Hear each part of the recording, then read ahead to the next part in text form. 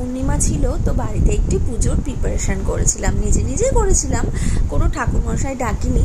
এমনিতেই বৃহস্পতিবার একটু পুজোটা অন্যরকম করি, তার মধ্যে ছিল গুরু পূর্ণিমা, তো একটু ভালোভাবেই পুজো করেছিলাম। ঠাকুরকে সিন্নিভোগ লাগিয়েছিলাম, বাড়িতে দু একজন মানে আমার যারা রিলেটিভ আছে একটু ডেকেছিলাম, যাতে একটু সিন্নি প্রসাদ সব কিছু দিতে পারি। কিন্তু তারাই আবার বললো কি যে আমরা একটু দুপুরে খিচুড়ি খাবো। তো আমার বাড়িতে সেরকম কোনো খিচুড়ি করার জন্য কোনো কিছু কেনা ছিল না, যেহেতু কয়েকদিন ধরে সমানে বৃষ্টি হচ্ছিল, আমি কেনার একদম সময় পাইনি, বাজার করার সময় পাইনি। তো খিচুড়িটা কী দিয়ে করবো, যাই হোক শুরু করে দিলাম খিচুড়ি করা। আর এই দেখো রান্না করতে করতে শুরু হয়ে গেছে বৃষ্টি। আমার রান্নাঘরটা থেকে বৃষ্টি দেখতে এত ভালো লাগে না, নতুন রান্নাঘর করেছি তো ভীষণ ভালো লাগে।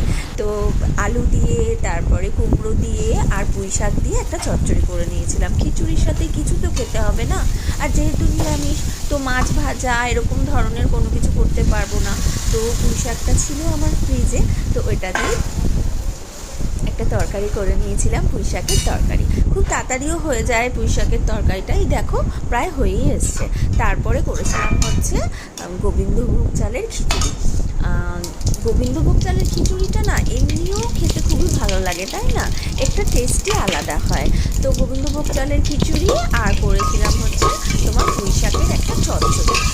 তো খিচুড়িটা খুব তাড়াতাড়ি হয়ে গেছিলো, সবাইকে খুব তাড়াতাড়ি সার্ভ করে দিয়ে আমি আবার আমার একটু বেরোতে হয়েছিল, কারণ আমার একটু মলে যেতে হয়েছিল, কিছু জিনিস কেনার ছিল। যেহেতু আমি শুক্রবার থেকে বুধবার পর্যন্ত একদম পার্লারে বিজি থাকি, তো আমাকে বৃহস্পতিবার দিনটাই বেছে নিতে হয় বাইরের সমস্ত কাজ করার জন্য। তো খিচুড়ি করে সবাইকে খেতে দিয়ে আমার কিন্তু একটু মলে যেতে হয়েছিল।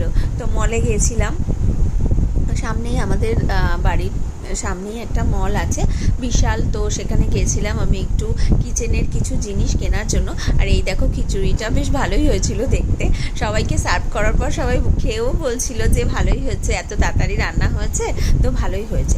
তারপর খুব তাড়াতাড়ি একটু রেডি হয়ে নিলাম, রেডি হয়ে আমি মলে চলে গেছিলাম।